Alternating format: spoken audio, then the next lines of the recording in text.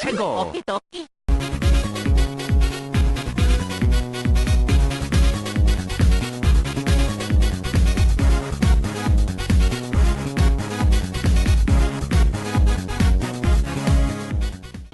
Alright! I don't really have anything to say for this one, so let's just fight this. How did that work? He jumped on top of Luigi. Alright, that's one of the virus's attacks. Looks like there's no avoiding it here for Ouija Bow. Ouija Bow! I literally just called him Ouija Bow. Alright, the thing with the attack, the Eekers are unique there. Why am I still wearing my headphones? That's an interesting question. Whoops, how did I screw that up so badly? An interesting thing about the Eekers is their attack that they need to be hammered to avoid. You must hit them twice.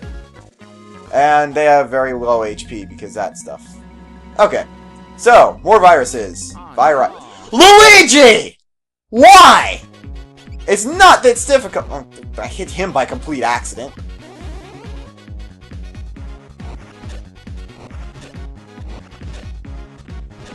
Okay, bye, Luigi. I can kill you guys by association. This guy might be a little difficult. Yeah.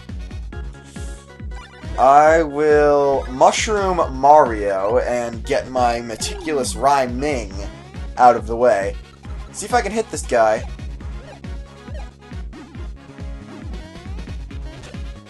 Alright. If I can just kill this guy, then I can just revive Ouija. Okay.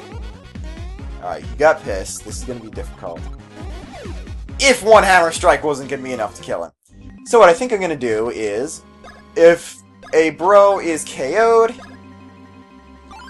and then the battle is finished without reviving them, they would come back with 1 HP at the end.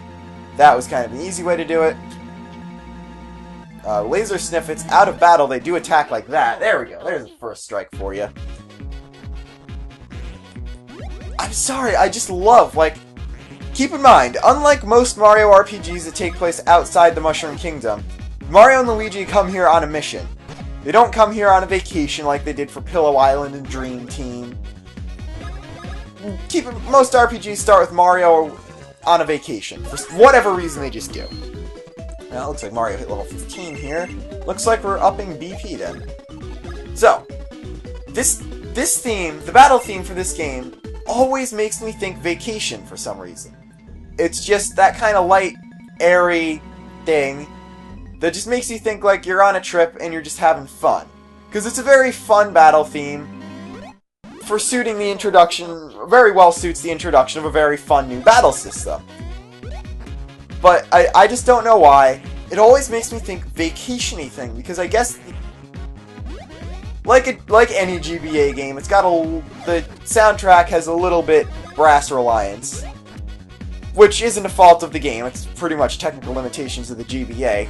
Better music than the SNES. It's just that slightly more realistic sounding brass thing. That slightly more realistic sounding brass dough. Brass dough? Why would you make a deer out of brass?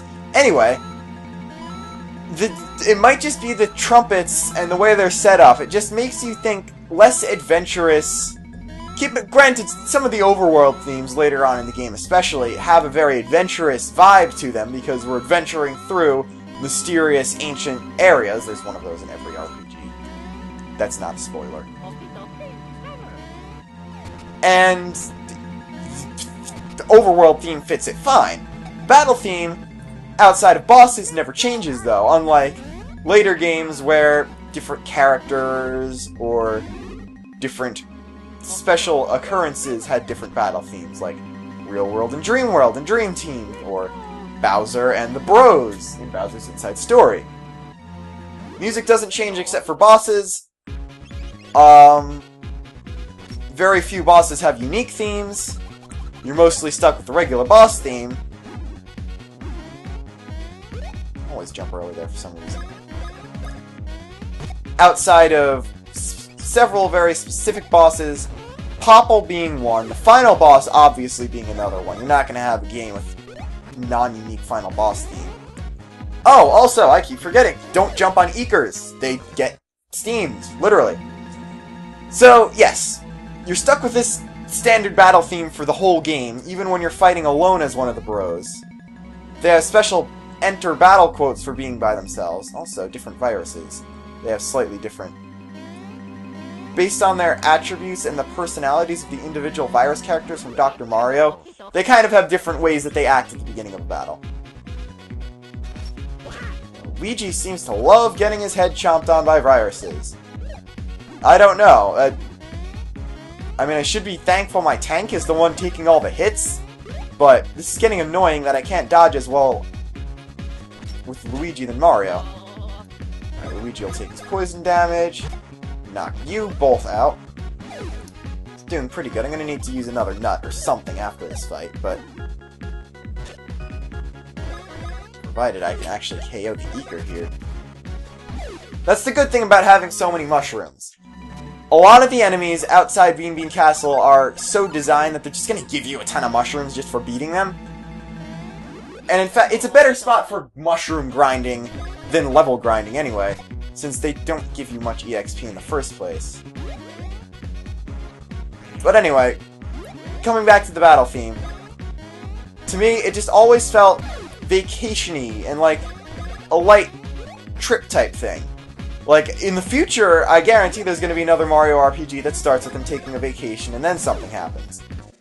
It would be amazing if the battle theme for before the plot twist, by plot twist I mean villain reveal.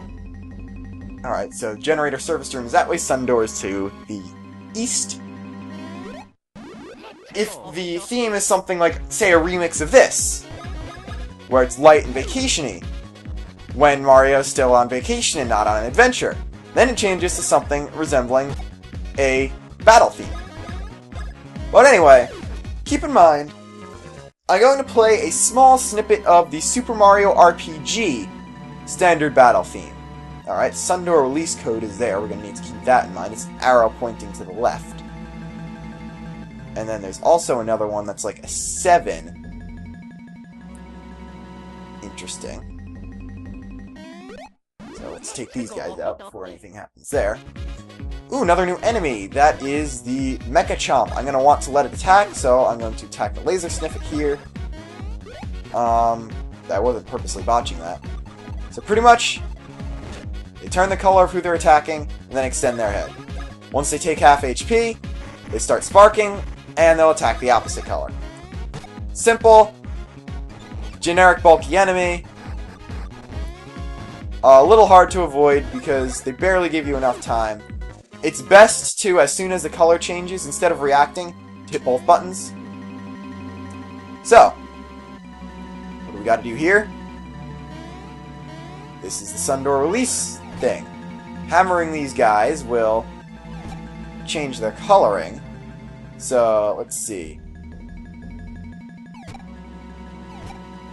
Got it set to the first code, which is the arrow pointing to the left. Right, that's the arrow pointing to the left. And then we have to change it to the second code, which is 7s. Now, something rather important pointing out is there's more red dots than blue dots.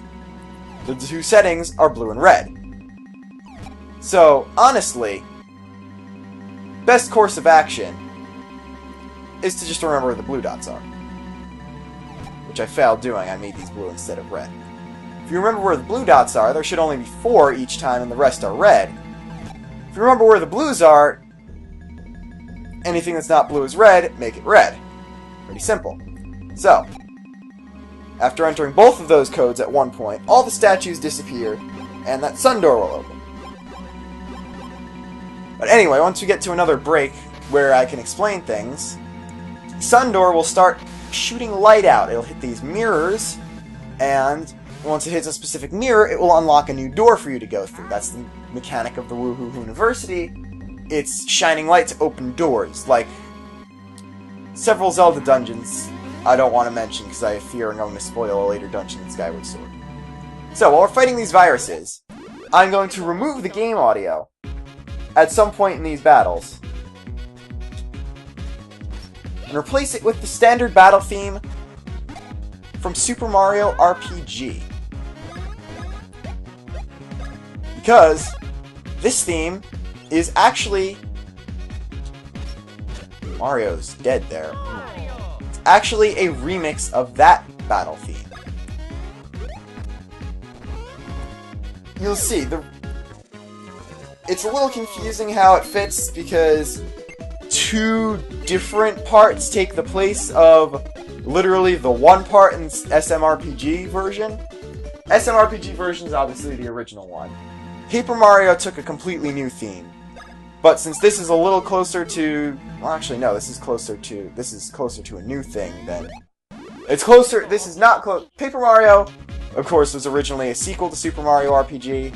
So it had different battle themes. It didn't have a remix battle theme. This one is a slight remix. It's mostly new stuff, but it is a bit of a remix of the Super Mario RPG one. You'll see that because... Okay, for the previous battles, I'm going to keep the music. And then for this battle, I'm going to change it to the Super Mario RPG one. You can see the similarities here. And the Super Mario RPG battle theme was kind of a little bit of the same. A little more adventurous sounding, but it's a little bit of the same.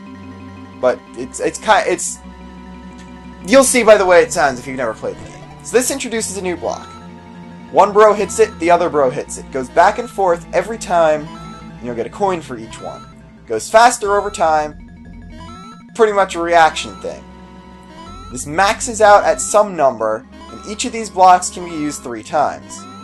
The number that it maxes out with will be on the screen. Now, since each can be used 3 times, I see no need in showing all these unless I'm talking about something. I can use these nice little breaks as places to fill in commentary, explaining something further like this, or just to continue a rant that I didn't want to interrupt by cutting. But when I don't need to keep talking so I don't lose a train of thought, I'm going to cut these out because they're just time-consuming. They give you good money, they're just time-consuming. Also, before I forget, notice our coins are at 780. Don't worry, you don't max out at 999, you max out at 9999, so don't worry about spending a bunch of money when you're about to hit 999, you will go over 1,000. That's expected. Nothing really costs more than 1,000 coins. It's just that later on in the game there are going to be shops that are selling equipment for both bros and badges for both bros and items if you can't find enough in fields somehow. I never buy items in Mario and Luigi games as a rule. Okay, this room. Other than strangely large amount of chuckle beans and the fact that this is where the frame I chose really starts to fit, this is a very puzzly room. Like here where you have to use Mini Mario to jump through here to open doors for Luigi to go through. We'll hit that, close that door, make a block there. Mario has to hit that block, which will trigger a little minigame where you have to hit blocks, get 25 or 30 points in 25 seconds. It's very similar to that 3-try block thing, because it's just blocks moving at different speeds and you have to time them. Like, while commentating, I just missed my first. Obviously, they do get harder as it goes on. Did I fail? Yeah, I needed 30. These minigames are actually pretty difficult. Like, remember that I expected to have trouble with the Hoo Hoo Spirit minigame way up in Hoo Hoo Mountain at the beginning of this LP? Well, these minigames I'm going to have actual trouble with. Most of the real minigames, like the minigames that you get prizes from, I find easier than these required ones. Some of them I just flat out don't understand. Okay, there we go. That'll open both of those doors, but it will open a new door. Pretty much, since you should be controlling Mario when you trigger that. You can hit that to get a mushroom. And then you can actually go up here. Walk around these places. Your goal is to get a barrel to hit that switch. You want to come in here where there's a locked door. Hit this switch. which will open the gate with the barrel, but keep the door locked closed. So now, Luigi's free here. Might as well just have Luigi stand over here by the barrel ahead of time. Mario, seem to remember there being blocks up here. Yeah, when you're on the wall, you can actually come into this room, which is empty for the time being. But I have a feeling it has importance later. This is a Mini Mario only room. If you go down there on the wall, there's probably, I think there's hidden blocks and stuff. You don't really need to get them. So we're gonna just pull off some Luigi dunks here. Get this barrel. Use Mario's weird hoo-hoo-hoo sound effect for getting on the barrel. I don't know why they just didn't use the word barrel for it. Like, just battle. They could have done that instead of... I'm certainly not gonna criticize Charles Martinet on this. I'm gonna say it's more of a voice direction thing here than voice acting. Cough. Every voice character, the whole voice acting of Bravely Default, the English dub. Good acting, not too good direction. Murgurger. Need I say more? I missed the Chuckle Bean there. Yes, I did. So, I'm feeling especially benevolent, so I'm going to make this a slightly longer episode. So basically, a good strategy to find if you're getting lost in here is just follow the light. And find the place where it ends. So, this is a pretty backtracky area as well, because you have to go back to places you were before to unlock doors and stuff. Who Bean, Mushroom, Luigi, Mario, Luigi, Mario, Luigi, Mario, Luigi, Mario. That's the way I usually just handle these blocks, just by saying the name of the bro when I hit it. The thought to button press just made it a little easier for me. And I actually don't remember where the mini-boss of this place is. This is seeming strangely bossy to me. I know what the mini-boss is, obviously, and how to fight it. So I'm just going to heal up right here. You got one of these things. Got Zappy Zap guy. You're going to need to get in a barrel for this. Again. Alright. You know what? Once we get past that Zappy Zap switch, that's when I'm going to end the episode. At least I didn't get poisoned. Alright, Eekers. These guys are pathetic now. If they wanted to make the Eekers dangerous, could have just given them more HP.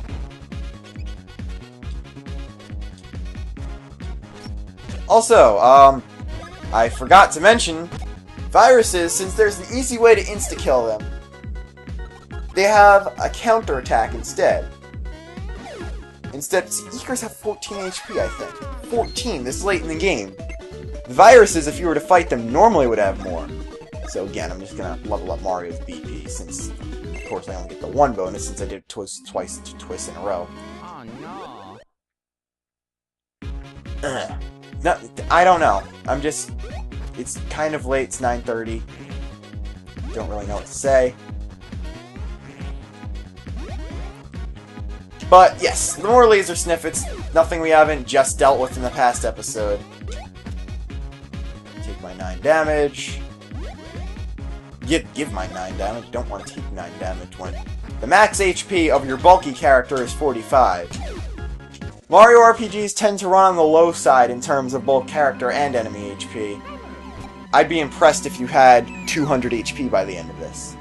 So, that puts the barrel down there. And you couldn't climb up the way you came, so you gotta go up this way. Take on the Eeker again. There we go. Since there's a surefire way to insta-kill viruses, they have a counterattack where they will attack you with the hammer-based attack, which I think is their only move, actually, every time you hit them. This lets you change color faster, so pretty much you can change the color of the... It lets you change the color... What am I even trying to say? It lets you change the color of the viruses quicker, which lets you kill them quicker, but also gives them more chances to attack since they'll use the exact same move normally. So step on here. That, instead of doing what it did before, will do that. So, what do I do here? I honestly forget. Can't read this. This guy will slash at you no matter what you do. So what you gotta do, actually, is instead of, you need 2 barrels there. One to block the knight guy, and the other one to... what does it do? What does the other one do? And the other one for Luigi to be underneath. So, obviously we need to go left. There's a crane claw in the way. Hammering that's not going to do anything. So, instead of saving here, we've got to find a way to hit this block.